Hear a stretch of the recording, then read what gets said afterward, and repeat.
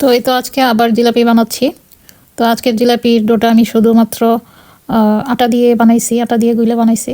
তো আজকের জিলাপির ডোটাও একটু দেখছেন লিকুইড লিকুইড করে গুলছি, কারণ একটু লিকুইড হইলে তাড়াতাড়ি বানানো যায় আর ভিতরে একটু ফুলেও বেশি। আর আমি যে আজকে বেশি করে বানাচ্ছি জিলাপি। আজকের জিলাপিগুলো আমি একটু ওই বাঙালি এক ভাইয়ের বাসায় যাব, ইফতারের দাওয়াত আছে।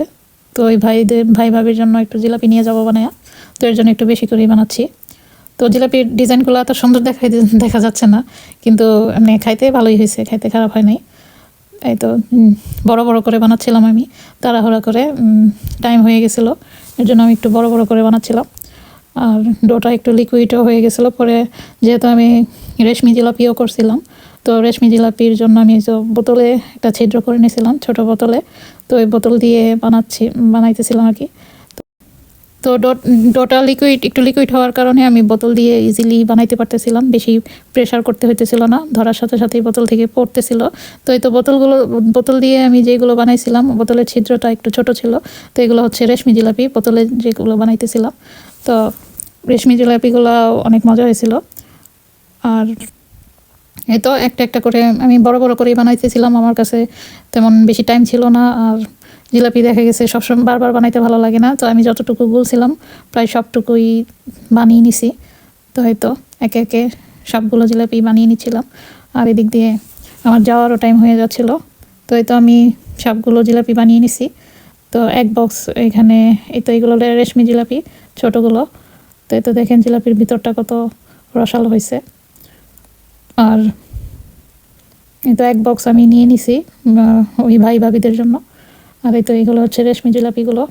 তো রেশমি জিলাপিগুলো বক্সে আমি ভরি নাই, কারণ এগুলো বক্সে ভরানোর সাথে সাথে ভেঙে যাচ্ছিলো।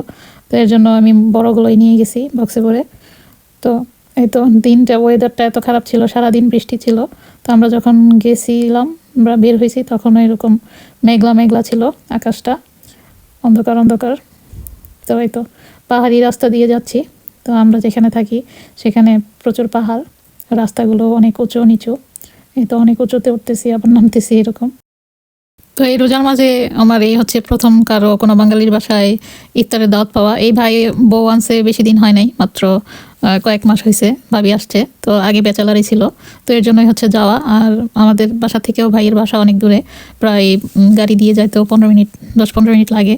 তো আমার আশেপাশে বলছিলাম যে আমার আশেপাশে কোনো বাঙালি নাই, ইফতার দিতেও পারি না, খাইতেও পারি না। তো এই ভাইয়া আবার আমার এই ভিডিওটা দেখার পরে আমাকে আর কি ইফতারের দাওয়াত দিচ্ছিল।